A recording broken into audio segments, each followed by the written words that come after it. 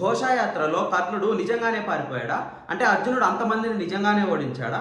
అర్జునుడు ధర్మరాజుకి తన అస్త్ర విద్యాలాపం చూపించినప్పుడు ఎవరెవరు వచ్చారు, అసలు ఏం జరిగింది, వాళ్ళందరూ వచ్చి అర్జునుడిని ఎందుకు ఆపారు? సో ఈ డీటెయిల్స్ అన్ని నేను ఈ ఎపిసోడ్లో అయితే చెప్పబోతున్నాను. ఘోషయాత్ర వృత్తాంతం మొత్తాన్ని అయితే చెప్పబోతున్నాను. కర్ణుడు ఎందుకు పారిపోవాల్సి వచ్చింది, అర్జునుడు ఎలా ఓడించాడు, ఏం జరిగింది అనే విషయాలన్నీ ఈ ఎపిసోడ్లో అయితే కవర్ అవుతాయి. చివరి ఎపిసోడ్లో మీకు ఎక్కడ వరకు చెప్పానంటే అర్జునుడు తన అస్త్రాలన్నింటినీ గెలుచుకున్నంత వరకు, అలాగే భీముడు కూడా ఆంజనేయ స్వామిని మీట్ అయినంత వరకు అయితే చెప్పాను కదా. దాని తర్వాత ఏం జరుగుతుంది అనేది ఈ ఎపిసోడ్ నుంచి చెప్పుకుంటూ వద్దాం. దాని తర్వాత ఏమవుతుందనంటే అందరూ పాండవులు చాలా ప్రదేశాలు అయితే తిరుగుతారనమాట. చాలా కుటీరాలు అవన్నీ చెప్పున్నారు. లాస్ట్కి ఎక్కడికి వస్తారంటే ద్వైతవనానికి అయితే వస్తారనమాట. అక్కడికి వచ్చారు అని చెప్పి తెలిసి కౌరవులకి అంటే ఆ విషయాలన్నీ తెలుస్తాయి అనమాట. వాళ్ళు ఏం చేస్తారు అని అంటే ధృతరాష్ట్రుడి దగ్గరికి వెళ్ళి డైరెక్ట్గా మేము అక్కడికి వెళ్తాము అని అంటే వీళ్ళందరూ ఎందుకు అక్కడికి వెళ్ళాలనుకుంటున్నారు పాండవులను కలవడానికి అని అంటే వాళ్ళని గేలి చేయడానికి అన్నమాట. అంటే వాళ్ళని వెక్కిరించడానికి అన్నట్లు చెప్పొచ్చు. ఎందుకు అని అంటే గొప్ప యోధులు రాజులైనటువంటి వాళ్ళు నారచీరలు చర్మాలు ధరించి వాళ్ళు తిరుగుతుంటే ఎంతో అందమైనటువంటి ద్రౌపది కూడా అక్కడ అంటే ఎలా అంటే ఒక దారుణమైన జీవితాన్ని గడుపుతూ ఉన్నారు కదా. సో వాళ్ళందరినీ గేలి చేయడానికి అన్నట్లుగా అయితే వీళ్ళు కావాలని అయితే వెళ్తారనమాట. ఇంటెన్షనల్గా అయితే వెళ్ళాలనుకుంటారు. సో అక్కడికి వెళ్ళి ఏం చెప్తారు అని అంటే అక్కడ ఎన్నో గోవులు అయితే ఉన్నాయి, వాటి సంఖ్య వాటన్నిటి గురించి, దాని తర్వాత వాటి దూడలు వాటన్నిటి గురించి తెలుసుకోవాలి అని చెప్పి కావాలని ఇలా చెప్పి అయితే అక్కడికైతే వెళ్తారనమాట. ఎక్కడికి ద్వైతవనానికి. ద్వైతవనంలో ఏం జరుగుతుందని అంటే ఆల్రెడీ పాండవులు అయితే అక్కడైతే ఉంటారనమాట. ఒకరోజు ఏం జరుగుతుంది అని అంటే ధర్మరాజు దాని తర్వాత ద్రౌపది వీళ్ళిద్దరు కలిసి ఒక్క రోజులో పూర్తయ్యి ఒక యజ్ఞంలో అయితే కూర్చుంటారనమాట. ఆ యజ్ఞం చేస్తూ ఉంటారు. అది ఎక్కడ ఉంటుంది అంటే ద్వైతవనంలో ఉండే ఒక సరోవరానికి దగ్గర అయితే ఉంటుంది. దుర్యోధనుడు ఏం చేస్తాడంటే అక్కడికి వెళ్ళి గోవులన్నింటినీ లెక్కించిన తర్వాత దగ్గరలో ఉంటే అంటే పాండవుల జాడ కనుక్కోరమ్మంటాడు అనమాట. వాళ్ళ దగ్గరలో ఎక్కడున్నారని. వాళ్ళ ద్వైతవనంలో ఉండేటటువంటి ఆ సరోవరానికి దగ్గర ఉన్నారని తెలుసుకొని దుర్యోధనుడు ఏం చేస్తారంటే గొప్ప విందు విలాపాలు, అంటే ఎలా అంటే గొప్ప గేమ్స్ ఇవన్నీ విందు, దాని తర్వాత తాగడానికి అన్ని రకాలైనటువంటి సదుపాయాలు అక్కడ ఏర్పాటు చెయ్యి అన్నట్లయితే చెప్తాడనమాట. వాళ్ళందరినీ అంటే వచ్చిందే అందుకోసం కదా. సో ఏం చేస్తాడంటే వాటన్నిటినీ చేయమని అయితే చెప్తాడనమాట. వీళ్ళందరూ వెళ్ళేసేసి వాటన్నిటిని ప్రిపేర్ చేయడానికి అని చెప్పేసి ఆ ద్వైతవనంలో ఉండి ఆ సరోవరం దగ్గరికి వెళ్తున్నప్పుడు ఏమవుతుందంటే ఆ సరోవరంలో అంతకుముందే ఎంతో మంది గంధర్వులు అయితే వచ్చి ఉంటారు. గంధర్వులు వచ్చిన తర్వాత వీళ్ళందరూ అడుగుతారనమాట, ఇలా మేము చేయాలనుకుంటున్నాం ఇక్కడ ఏదేదో అన్నట్లుగా వాళ్ళు చెప్తే వీళ్ళు ఏం చేస్తారంటే గంధర్వులు దానికి ఒప్పుకోరనమాట. మీరు వెళ్ళిపో, కావాలని మీ చావును మీరే ఎందుకు కొని తెచ్చుకుంటారు, మీకంటే ముందు మేమే వచ్చాము అన్నట్లుగా వాళ్ళు ఒప్పుకోరు. వీళ్ళందరూ వెనక్కి వెళ్ళిపోయి దుర్యోధనుడికి చెప్పగానే దుర్యోధనుడికి కోపం వస్తుంది అనమాట. కోపం వచ్చి అంటే ఎలా అంటే వాళ్ళు కానీ వెళ్ళకపోతే వాళ్ళందరినీ చంపుతాను అని బెదిరించు అని చెప్పి మళ్ళీ భటులను పంపిస్తారు. కానీ వాళ్ళు దానికి లొంగరన్నమాట. వాళ్ళు యుద్ధానికి వస్తారు. ఏమవుతుంది అని అంటే కౌరవులకి దాని తర్వాత వాళ్ళకి గొప్ప యుద్ధం అయితే జరుగుతుంది అనమాట. ఎలా జరుగుతుంది అని అంటే కౌరవులందరూ పారిపోయేంతటి గొప్ప యుద్ధం అయితే జరుగుతుంది అనమాట. కౌరవుల్లో ఉండేటోళ్ళందరూ అంటే ఎలా అంటే యుద్ధం కోసం అని వెళ్తారు కదా. కౌరవులు వచ్చేటప్పుడు ఎలా వస్తారు అని అంటే వాళ్ళ అన్నదమ్ములందరూ కర్ణుడు శకుని వీళ్ళందరూ వాళ్ళతో పాటు ఎంతోమంది వాళ్ళ ప్రజలు, కొంతమంది నౌకర్లు, దాని తర్వాత ఎంతోమంది రాణివాసం స్త్రీలని అందరినీ తీసుకొస్తారనమాట కావాలని వాళ్ళందరినీ గేల్ చేయడానికి. సో వాళ్ళందరూ అక్కడికి వచ్చి ఉండగా ఏమవుతుందంటే వీళ్ళు ఒక్కసారి దాడి చేయంగా ఏమవుతుందంటే ఎంతో మంది అయితే పారిపోతారు అనమాట. దాని తర్వాత కొంతమంది ఫైటర్స్ ఉంటారు చూడండి, వికర్ణుడు, దాని తర్వాత దుర్యోధనుడు, దుశ్శాసనుడు, దాని తర్వాత కర్ణుడు, శకుని వీళ్ళందరూ మాత్రమే ఉండి ఫైట్ చేస్తూ అయితే ఉంటారనమాట. దాని తర్వాత ఏం జరుగుతుంది అని అంటే ఫైట్ చేస్తూ ఉండగా ఒక్క మూమెంట్కి వచ్చేసరికి ఏమవుతుందంటే గంధర్వులు చాలా ఎక్కువైపోతారు అనమాట. వాళ్ళు ఓడించలేకపోతారు. అప్పుడు కర్ణుడు ఒక్కడు మాత్రమే చాలా గొప్ప యుద్ధం అయితే చేస్తాడు అన్నట్లయితే చెప్పబడింది. కర్ణుడు చాలా గొప్ప యుద్ధం అయితే చేస్తూనే ఉంటాడు. కానీ వాళ్ళ సంఖ్య తగ్గదన్నమాట. అలా ఎంతో మందిని చంపుతూనే ఉంటాడు. చివరికి ఏమవుతుందనంటే గంధర్వరాజు చిత్రసేనుడికి అయితే కోపం వస్తుంది అనమాట. చిత్రసేనుడు కోపం వచ్చి తానేం చేస్తాడంటే తనే స్వయంగా యుద్ధానికి అయితే వస్తాడు అనమాట. తనే స్వయంగా యుద్ధానికి వచ్చేసేసి ఏం చేస్తాడంటే మొత్తం మాయా యుద్ధం అయితే చేస్తాడు. కర్ణుడికి ఎలా అంటే ఆ శబ్దవేద అస్త్రం అయితే తెలియదు అనమాట. కాబట్టి మాయా యుద్ధం చేసేసరికి కర్ణుడు ఏం చేయలేకపోతాడు అనమాట. చాలా దారుణంగా అయితే గాయపరుస్తాడు. కర్ణుడి రథాలు గుర్రాలు అన్నిటిని అయితే ధ్వంసం చేసేస్తారు. ఇక కర్ణుడికి ఏం చేయాలో తెలియక తను ఎదురుగా కనిపించలేదు కదా, మాయా యుద్ధం చేస్తున్నాడు. ఏం చేయాలో తోచక వికర్ణుడి రథం ఎక్కి ఇద్దరు ప్రాణాల కోసం అయితే పారిపోతారు అనమాట. ఇదైతే నిజంగానే జరిగింది. ఫస్ట్ చాలా వీరోచితంగా అయితే పోరాడతాడు. అందరూ వెళ్ళిపోయినా కానీ కర్ణుడు ఒక్కడే ఉంటాడు. ఎప్పుడైతే గంధర్వరాజు చిత్రసేనుడు వచ్చినప్పుడు తను మాయా యుద్ధం చేస్తున్నప్పుడు ఏమవుతుందంటే కర్ణుడు వాళ్ళ కూడా కాదన్నమాట. ఇంకా అంటే తనకి శబ్దవేద ఇవన్నీ తెలియదు కాబట్టి. దాని తర్వాత ఏమవుతుందనంటే వాళ్ళ రథాలు గుర్రాలు వీటన్నిటిని ధ్వంసం చేసి తన మీద ఎన్నో బాణాలు వేసిన తర్వాత కర్ణుడికి దిక్కు చూచక తానైతే పారిపోతాడు అనమాట. దాని తర్వాత ఏమవుతుందంటే దుర్యోధనుడు ఇంకా కొద్దిసేపు యుద్ధం చేస్తుంటాడు. కానీ చివరికి అయితే పట్టుబడిపోతాడు.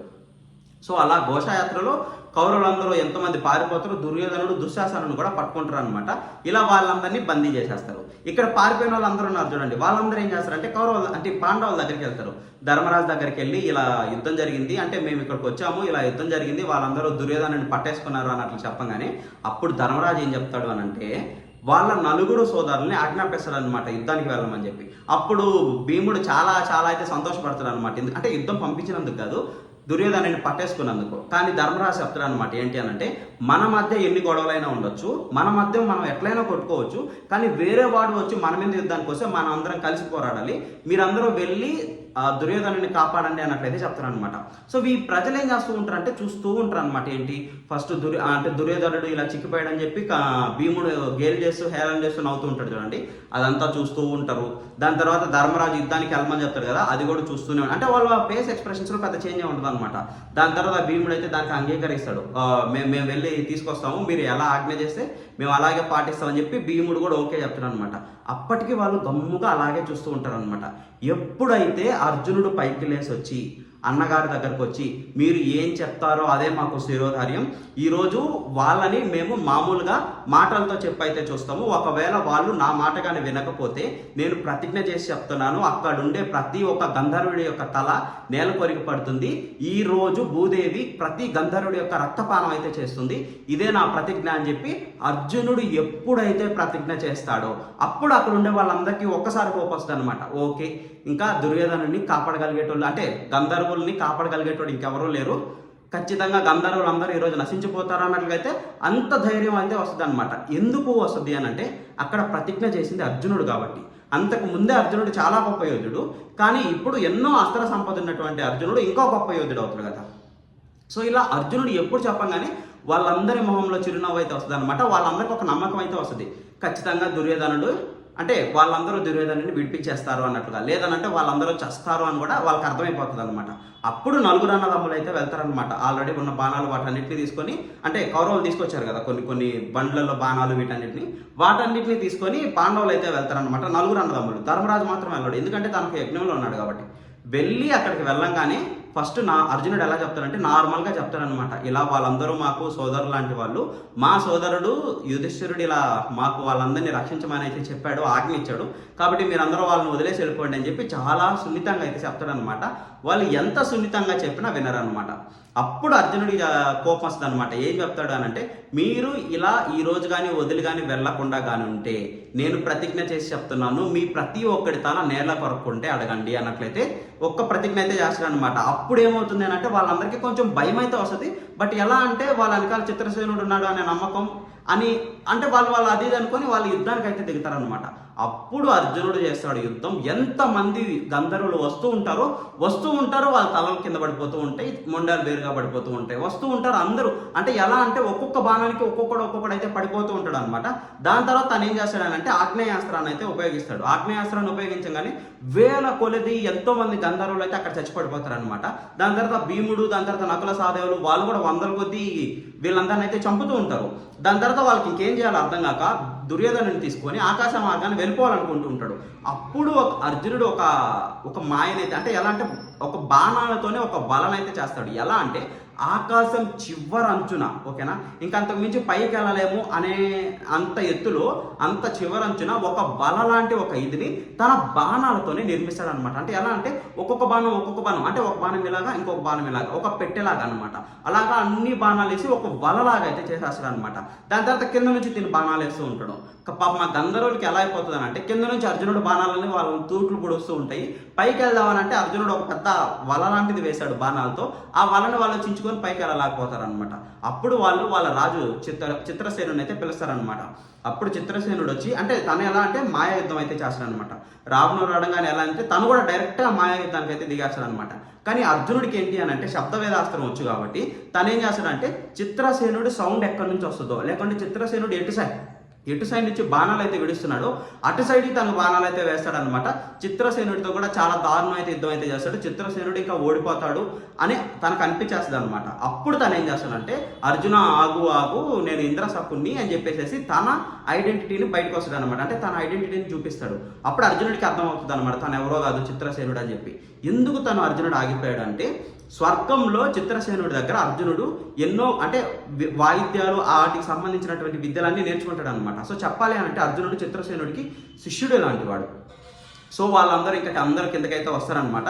కిందకు వచ్చిన తర్వాత చిత్రసేనుడు అయితే చెప్తాడు ఏంటి అని అంటే, వీళ్ళందరూ అంటే మీరు ఎందుకు ఇలా వచ్చారు, ఏం జరిగింది అని అర్జునుడు అడగంగానే అప్పుడు చెప్తారనమాట, వీళ్ళందరూ మిమ్మల్ని మీ దుస్థితిని చూసి నవ్వడానికి గేలి చేయడానికి అయితే వచ్చారు, అందుకని ఇదంతా ఇంద్రుడు చూసి నన్ను అయితే పంపించాడు, కానీ నిన్ను యుద్ధంలో ఓడించడం ఎవరితో సాధ్యం సుమా అన్నట్లుగా చెప్పి, నువ్వు చెప్పినట్లుగానే వీళ్ళందరినీ వదిలేస్తాను, కానీ గుర్తుపెట్టుకో వీళ్ళు నీకు చాలా దారుణం చాలా పాపం అయితే చేశారు, అయినా మీరు వీళ్ళని వదిలేయమంటున్నారు, కానీ ధర్మరాజు ఎలా చెప్పాడో మేము అలానే చేస్తామని చెప్పి దుర్యోధనుని అయితే వదిలేసేసి అందరూ కలిసి అంటే వాళ్ళు చిత్రసేనుడు దాని తర్వాత గంధర్వులు వీళ్ళందరూ పాండవులతో బాగా ఫ్రెండ్లీగా అయితే ఉంటారనమాట.